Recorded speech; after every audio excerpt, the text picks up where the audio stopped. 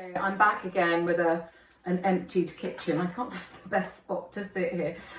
Okay, so firstly, we're going to look at overt non-participant observation. Now, just to get our heads around that, overt meaning they know you're watching, and non-participant, you're not joining in. It's a lot of activity. Let me just shut that door. Good God. Right, I'm back. Hello, sorry about that. I think it's going to kick off again in a moment, but I'll do my best. Right, so overt non-participant observation, they know you're watching, but you're not joining in. Now, actually, increasingly over the last decade or so, there's been a bit of a genre for that in the media. So if you think of things like Big Brother, or which is now off the screens, isn't it, sadly, or Towie, or Made in Chelsea, they are, I mean, obviously to some extent they're staged, but what they're meant to be, what we're meant to believe they are. Thank you, darling. And can you shut the door behind you, please? Please do. Please do. Shut the door. Just shut the door. I want to do something. How do I know that? Okay, I'm trying to teach you, so can you be very quick? Okay, out and shut the door, please, now. Thank you very much. 10 seconds. Shut the door. Right to. Wow. Okay. Then. So, you are, I'm going to say it again. They know that you're watching, but you're not joining in with them. So, TV programmes, Made in Chelsea, Towie, etc. Obviously, as I said, they're staged to an extent, but we're meant to believe that they're acting naturally, and yet they know there's a TV camera and the eyes of a prime nation on them. What on earth they get out of it is a mystery to me, but I do enjoy watching it, to be honest. Now, this one piece of research that was done like this, overt non-participant observation, is so famous that they named an entire sociological phenomena after it. So over to page 39, you can see this. So I'll just quickly run through what it is. I mean, you've got the notes in front of you there that you can read through and answer the question. But Elton Mayo was looking at the hawthorn plant in the Western Electrical Company in Chicago, excitingly. And what he was trying to do was look at how they could make the staff more productive. So they looked at 5 female volunteer staff. So they knew they were being observed, clearly, if they're volunteering. And they changed lots of things about their working day. The time of their shifts, the light or the dark, lunch times, temperature, I think I've put down here. Yeah, when the breaks were. And they found rather interestingly that whatever factors they changed in the working day of these women, they were more productive. Now, in a sense, I'm left thinking that piece of research was slightly useless, although we did get the term the Hawthorne effect from it. Now, as you know, the Hawthorne effect means people, if they know they're being watched, are going to change their behaviour inevitably, at least in the short term. And so what they found was that these women were more productive, whatever factors they changed, because they knew they were being watched. So from the point of view of improving productivity, I don't think it was terribly useful, but it did raise this whole issue of the Hawthorne effect. So hold on to that term and only use the Hawthorne effect if you're talking about observation. Don't use it for other methods, please. Okay. Now, there's a couple of things that I want you to do, a couple of activities. You'll see further on page 39, I've given you an extract from a piece of work by a sociologist called Walford, who went into a huge school to observe what was going on. And he said he wanted to do it warts and all, which is an unpleasant expression. And of course, when he first started going in there overtly, every lesson that he went into, the kids were probably behaving on show. And even more than that, you can imagine how different my lessons might look if there was someone watching. Everything would be laminated, I'd behave much better, etc., etc. And so he had to stay for a very long time in the college so that people started to act naturally. So could you have a look at that? And then on the next page, there's a blank, basically, with some keywords at the top. And I'd like you to think about some of the pros and cons of that method.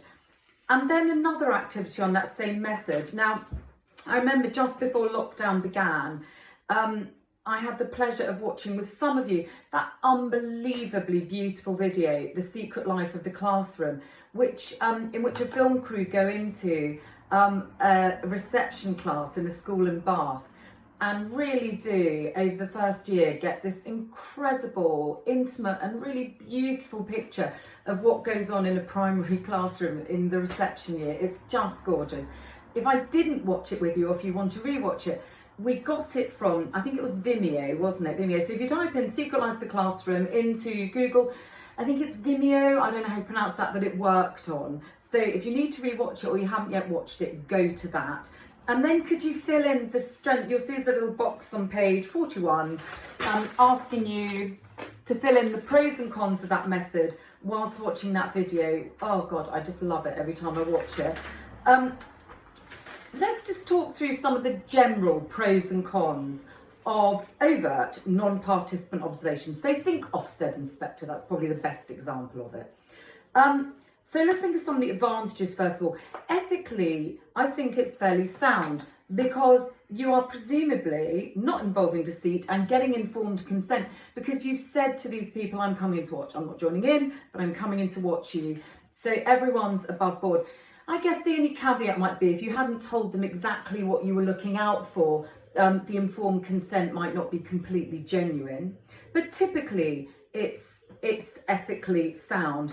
And if you think of a group or a piece of work like The Secret Life of the Classroom, where they're filming 4-year-olds in their classroom, and there were scenes like them changing for PE, a really intimate look at their lives in school, then my goodness, think how much informed consent they must have got to do that. And actually a disadvantage of that might just be access. I would say most bits of research like that are just shut down before they start, because getting access to watching children for obvious reasons, even just saying it out loud sounds weird.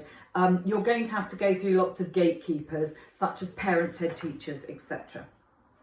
Another advantage is a practical one really, that if people know you're watching them, it's much easier to take field notes or film them. There's no secret cameras, etc., because they know what you're doing and that you're watching them. And so actually recording what you're doing, however you do it, is going to be much easier and potentially much more thorough.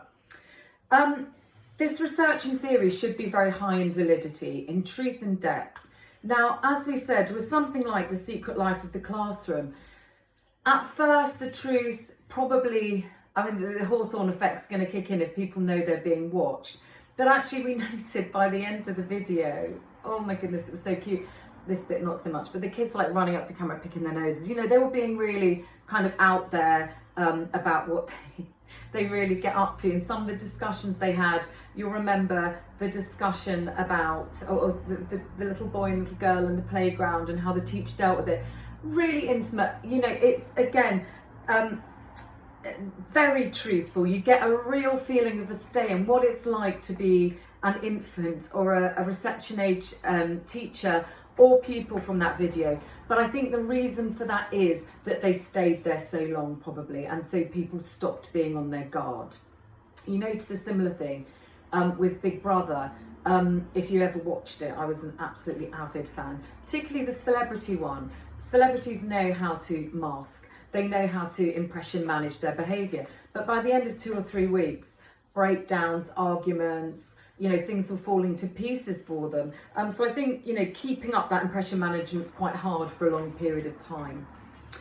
Potential problems with this sort of research. The Hawthorne effect, as we've already said. It's going to reduce the validity hugely. Ofsted.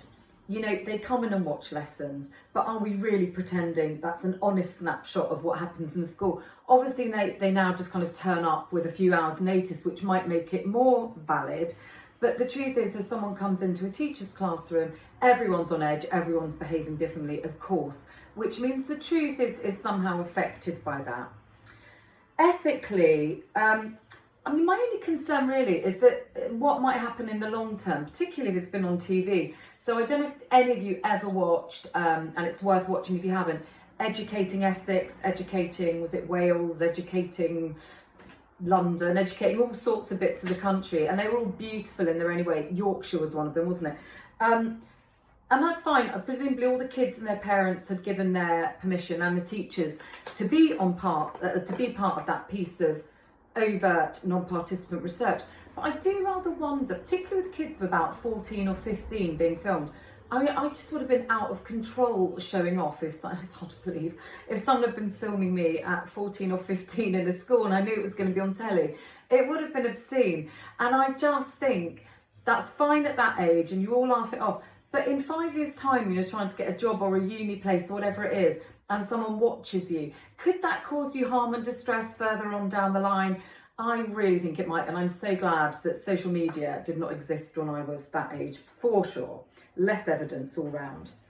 Another problem is that this research isn't reliable. So we know the two key words to think of when we think of reliability are, is it standardised and can it be accurately replicated or repeated time and time again to test for consistency of results? Now, clearly a piece of fieldwork of observation can't be, because you are watching what other people are doing. You can't tell them how to behave. You're meant to be sitting back, not involving yourself and watching what they do. So it's going to lack reliability for sure, but clearly it's going to gain in the stay-in and validity.